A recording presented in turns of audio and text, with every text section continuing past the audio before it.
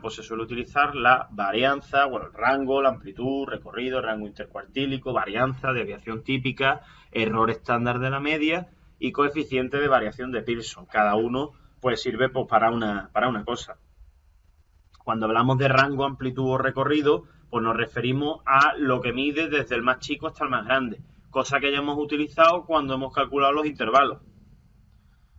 ¿Vale? Cogíamos quién, el más grande y el más chico, y lo restábamos. Y el resultado, pues lo utilizábamos para luego ver cuántos intervalos teníamos que hacer, ¿no? Pues esto es lo mismo. Aquí tendríamos eso, si yo tengo una serie de números, el que he puesto aquí, desde el 1 hasta el 9, pues cogería el 9, que es el más grande, cogería el 1, lo restaría, y lo que me saldría pues sería 8, que es el rango o amplitud de esta muestra, ¿no? Si su ventaja es la sencillez de cálculo, obviamente ya habéis visto que no se tarda nada, y solo es sensible a los valores extremos. Es decir, fijaros que la diferencia entre esta y esta de aquí es que aquí el rango es 4 menos 3, que es 1, porque el más grande es 4 y el más chico es 3, mientras que aquí el rango es 8. Es una diferencia muy grande.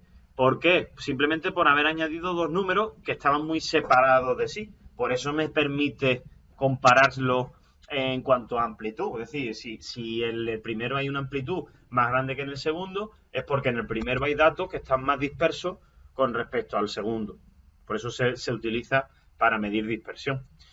Lo segundo es el rango intercuartílico, ¿vale? Para hacer el rango intercuartílico, primero tendríamos que saber calcular pues los percentiles, los cuartiles y demás. Entonces, ¿qué es eso de los cuartiles? Los deciles y los percentiles. Pues mira, los cuartiles, si yo tuviese todos los números ordenados, igual que la mediana consistía en buscar el que estaba justo en medio, que dejaba la mitad y la mitad a cada lado, pues los cuartiles precisamente son tres números, cuartil 1, cuartil 2 y cuartil 3, son tres números que dividen todos en cuatro zonas. Por eso se llaman cuartiles, porque está dividiendo en cuatro. Pero son tres nada más, cuidado. Y el cuartil 2 coincide siempre con la mediana. Entonces, ¿qué tenemos que saber de aquí? Lo que tenemos que saber es que el cuartil 1 deja a la izquierda el 25% de los datos, el cuartil 2 deja a la izquierda el 50% de los datos y el cuartil 3 deja a su izquierda el 75% de los datos. También el cuartil 1 se podría calcular pues haciendo n partido de 4, el cuartil 2 se podría hacer n partido de 2, ¿vale? Este es este, y el cuartil 3 se puede hacer multiplicando 3 por n y dividiéndolo entre 4. Ese es el cuartil 3, ¿vale? Bueno, pues los deciles es lo mismo, pero dividiendo en 10 partes. ¿Y cuántos son? Pues son 9. 1, 2, 3, 4, 5, 6, 7, 8 y 9, ¿vale? Estos serían los deciles. Decil 1, decil 2, decil 3, decil 4, decil 5, 6, 7, 8 y 9. Y me salen 10 partes. 1, 2, 3, 4, 5, 6, 7, 8, 9 y 10. Pues cada decil que deja a su izquierda, pues un tanto por ciento. El primero deja un 10%, un 20, un 30, un 40, un 50, un 60, un 70, un 80 y un 90. Con lo cual, si este deja un 50, el decil 5 equivale al cuartil 2 y equivale a la mediana. El decil 5. Y los percentiles, pues harían lo mismo, pero dividiendo en 10 partes. En 100 partes, perdón. Con lo cual, ¿cuántos percentiles va a haber? 99. Desde el percentil 1 hasta el percentil 99. Eso va a ser lo que haya. Un momentito. El Luis se ha quedado sin batería, dice.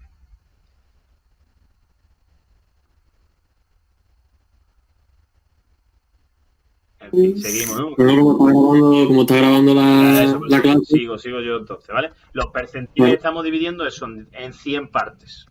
100 Vale. Partes. Y hay 99. Siempre hay uno menos. Fíjate, cuartiles son en 4 partes, siempre hay 3. Deciles son 10 partes, hay 9. Percentiles son 100 partes, pues hay 99. Y los numeritos de abajo me indican el tanto por ciento que deja a la izquierda. O sea, que el percentil, por ejemplo, 33, pues es el número que deja a su izquierda el 33% de los datos. O el percentil 72, porque deja el 72% de los datos. Por esto podemos decir, por aquí, en resumen, podemos decir que el cuartil 1 y el percentil 25 son iguales. Podemos decir que la mediana, el cuartil 2, el decil 5 y el percentil 50 son iguales. Y podemos decir que el cuartil 3 o el percentil 75 son iguales. Porque este deja el 25% a la izquierda, este el 50% a la izquierda y este el 75% a la izquierda. Siempre a la izquierda. ¿Vale? Pues estos son los percentiles, cuartiles, deciles y demás. Y el rango intercuartílico, que es otra medida de dispersión, que lo que vimos como RI, pues el rango intercuartílico es la diferencia entre el tercer cuartil y el primer cuartil. O sea que tendríamos que calcular el cuartil tercero, el cuartil primero y restarlos. Eso es el rango. ¿Vale? Se resta el tercero con el primero. Básicamente hacer esto viene a medir esta parte. Ten en cuenta que si los cuartiles hemos dicho que dividían 4 partes, que son pues 1, 2, 3 y 4, como aquí está el cuartil 1 y aquí está el cuartil 3, pues estamos cogiendo esta zona. Eso es el rango intercuartílico. Y lo que se queda por aquí y lo que se queda por aquí, pues serían los extremos. A esto es lo que se llamaba, que vimos ayer precisamente, lo del diagrama de caja y bigote. El diagrama de caja y bigote está en la caja y este pues serían los bigotes.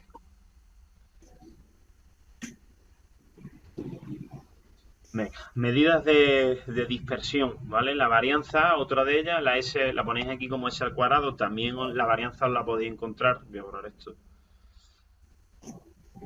La varianza la podéis encontrar o así, no sé, así o así, con la letra sigma, ¿vale? La letra sigma, pero al cuadrado. Eso es la varianza, ¿vale? La varianza, ¿qué es lo que mide? La varianza mide la diferencia que hay entre cada valor de la X y la media. Lo que ocurre es que estos valores hay que sumarlos, y si yo sumara, imagínate que cojo unos pocos números, imagínate 1, 1, 2, 3 y 4, estos números de aquí. Si hacemos la media, como son 5, pues serían 4 y 3, 7, y 4 son 11, 11 entre 5, que esto va a salir por 2 con poco, 11 entre 2. 5 con 11 entre 2, no. 2 con 2. 2 con 2. 2 con 2. Pues si sale 2 con 2, la media sería esta, ¿vale? Bueno, pues si yo cogiese cada número y restara cada número con lo que me ha salido en la media, sería 1 menos 2 con 2. 1 menos 2 con 2. 2 menos 2 con 2. 3 menos 2 con 2. Y 4 menos 2 con 2. ¿Y qué sale esta cuenta? 1 menos 2 con 2 sería menos 1 con 2. 1 menos 2 con 2 sería menos 1 con 2. Bueno, todo esto voy a poner así. Menos 1 con 2. Vale. 2 menos 2 con 2 pues sería menos 0 con 2. Luego 3 menos 2 con 2 son 0 con 8. Y 4 menos 2 con 2 pues son 1 con 8. ¿Cuánto suma todo esto de aquí? Los positivos, que son estos dos de aquí, hacen pues 2,6. Da 0, ¿no? Ahí está, ¿vale? Tiene que daros 0. Esto de aquí sería menos 2,4 y menos 2,2, pues menos 2,6. Y tiene que dar 0. Es decir, la suma de todas las diferencias, de todos los valores, menos la media, siempre da 0. Siempre. ¿Y por qué da 0? Porque hay algunos que dan negativo y hay algunos que dan positivo, y los negativos y los positivos se igualan entre sí, y entonces pues al restarlo me da 0. Entonces, ¿qué hace la varianza? Eleva al cuadrado esta diferencia Para que los negativos no sean negativos, se pondrían positivos y entonces al ponerse positivo, pues ya no me saldría 0. Entonces la varianza hace eso, partido de n y multiplicado por la n sub i, que es el número de veces que se repite, ¿vale? Ahí lo tenéis. Eso es la varianza. Aquí realmente ponéis abajo n-1. Eso de n-1, técnicamente cuando se divide entre n-1 se le llama cuasivarianza. Si se divide entre n se le llama varianza. Entonces dice sumatorio de la diferencia al cuadrado entre el valor de la modalidad y la media multiplicado por su frecuencia absoluta con respecto al tamaño muestral menos 1. Esto técnicamente se llama cuasivarianza. Para que fuese varianza tendría que estar dividido entre n. Entonces para mí no es correcto que lo llame así, pero bueno, le haremos caso. Para mí la varianza sería esto. Y esto sería la cuasivarianza.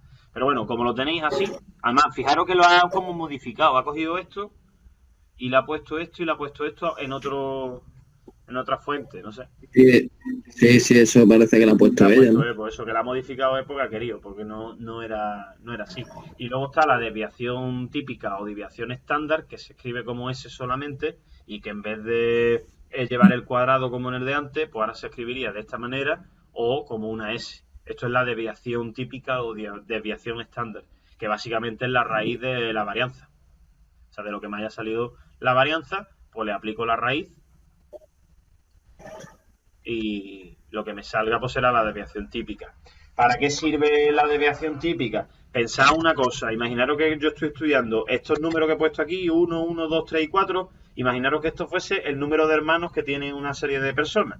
Este tiene un hermano, dos hermanos, tres hermanos y hay uno que tiene 4 hermanos. Si yo calculo la varianza al cuadrado, el resultado de la varianza, si saliera lo que fuese que salga, no sé lo que saldrá, imaginar que me sale de la varianza 2,71.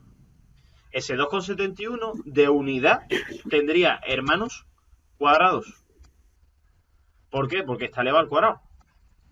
Entonces no tiene sentido a la hora de interpretarse una varianza. Una varianza no tiene sentido porque su unidad siempre es al cuadrado y claro, hay cosas que al cuadrado no tienen sentido. En este caso, hermanos al cuadrado, o dime tú qué significado tiene, ¿no? Entonces, se hace la desviación típica, ¿para qué? Para que cuando le haga la raíz a lo de hermanos al cuadrado, a esa unidad, desaparezca el cuadrado con la raíz y al final me quede hermanos, que esa sí puedo interpretarla. Por eso la desviación típica es la que se utiliza en realidad para interpretar, porque la unidad concuerda con la unidad que tenía la variable. Mientras que la varianza no. La varianza tendría la unidad pues al cuadrado. ¿Vale? Si la varianza me saliera 2,71 hermanos al cuadrado y yo hiciese la desviación típica y me saliera, por ejemplo, la raíz de esto, la raíz de 2,71 me saldría 1,6, por ejemplo, 1,64, lo dejo en 1,6, pues yo ya sí podría interpretar esto como hermano, que vendría a decir básicamente que entre la media, que la media nos ha salido 2,2, pues media arriba y media abajo, es decir, 1,6 por encima y 1,6 por debajo de la media, pues entre esos dos valores están concentrados la mayoría de los datos. Eso es lo que viene a significar esto. Si hacéis 2,2 menos 1,6, pues me saldría, no sé si 0,6, que fijaros que ya empieza en el 1, ya entraría dentro de esta zona, y 2,2 más 1,6, que saldría por 3,8, que no llega al 4, coger el 4, pero se aproxima bastante. Entonces la desviación típica lo que hace es eso, es medir la distancia que hay entre la media y el más chico y en la media y el más grande. Dispersión, ¿eh? Una medida de dispersión hace eso, medir la separación que hay entre los valores.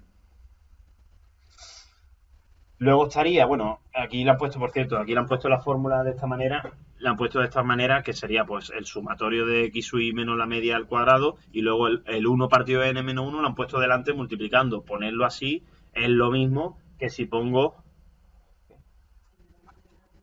vale. Sería lo mismo que poner el sumatorio de x sub i menos la media al cuadrado partido de n menos 1. O sea, en vez de ponerlo delante lo podéis poner debajo, ¿eh? Es lo mismo. tenerlo así que tenerlo así. Incluso por lo que he dicho, ¿no? Ponerlo como así o así. Es igual. Venga, otra medida de dispersión es el error estándar de la media. Se escribe SM o SEM, que es la medida de cuánto puede variar el valor de la media de una muestra a otra extraídas de la misma población. O sea, sirve como para... O sea, si fuera muy baja el error estándar, entonces la media del primer grupo que cogiésemos y la media del segundo grupo que cogiésemos tendrían que ser muy parecidas. Ahora, si fuese muy alta ese error, pues entonces la media del primer grupo podría ser muy diferente a la media del segundo. Eso es lo que mide este error, el error estándar de la media, ¿vale? Lo que mide va a ser la posibilidad de que varíe mucho o poco las medias de distintas muestras. Bueno, pues se calcula como dividiendo la desviación típica o estándar entre la raíz de n, que n es el tamaño de la muestra. ¿Vale? Simplemente dividir 1 entre el tamaño la raíz del tamaño de la muestra. Y luego está el coeficiente de variación, ¿vale? Este coeficiente de variación se calcula muy fácilmente, que es desviación típica a partir de la media y se multiplica por 100 para que me quede como porcentaje el resultado, ¿vale? Y lo que sí que es importante que sepáis es para qué sirve esto, ¿vale? Entonces, imaginaros lo siguiente. Borro esto de aquí. Y imaginaros que voy a estudiar una variable que va a ser, por ejemplo, número de hermanos. Y voy a estudiar otra variable por otro lado, claro, como si fuese una tabla distinta, que va a ser, por ejemplo, salario de la familia. Esto sería, obviamente, la unidad sería hermanos, la unidad de este serían euros, ¿vale? Entonces, si uno está en hermanos y otro está en euros, imagínate que me pregunta el ejercicio, ¿quién tiene mayor variación? El número de hermanos, imagínate que los números hermanos van desde el 0 hasta así, y el del salario pues va desde, yo qué sé, desde 600 euros hasta 2.500. Una variación de este tipo, ¿vale? Y me preguntan que quién tiene mayor variación de los dos. Entonces, si yo calculara como variación o la varianza o calculara la desviación típica, no puedo compararla con la varianza de este o la desviación típica de este porque son unidades distintas. Estos son hermanos y estos serían euros. Y no tiene sentido que yo compare variación en hermanos con variación en euros. No tendría sentido. Entonces se utiliza el coeficiente de variación de Pearson, este último que hemos dicho, para poder hacer comparaciones. Porque el coeficiente de variación de Pearson, al ser un porcentaje, no tiene unidad. Y como no tiene unidad, puede compararse. Entonces, cuando queráis comparar, y para eso sirve el coeficiente de variación de Pearson, cuando queráis comparar dos variables distintas que se miden de manera distinta, entonces usaremos el coeficiente de variación de Pearson, porque es un porcentaje y los porcentajes sí son comparables. Ahora, hermanos con euros no tiene sentido compararlo, ¿vale? También, por cierto, se podría utilizar si las dos variables fuesen iguales, ¿eh? Yo he puesto el ejemplo de que sean distintos porque creo que es más claro de entender, pero que si los dos fuesen iguales, se podría también utilizar el coeficiente de variación de Pearson, pero que también se podría utilizar en ese caso si fuesen iguales las desviaciones típicas. De todos modos, más fiable, ¿vale? El coeficiente de variación de Pearson es más fiable que el otro, ¿vale? Pues si queremos comparar la dispersión de los datos de dos variables con diferentes unidades, será más homogénea pues la que presente menor coeficiente de variación. Es decir, el que presente el menor porcentaje o menor coeficiente de variación será más homogénea. Es decir, serán los datos más juntitos, estarán más iguales, serán menos dispersos, podríamos decir. Ser más homogéneo significa lo mismo que ser menos disperso.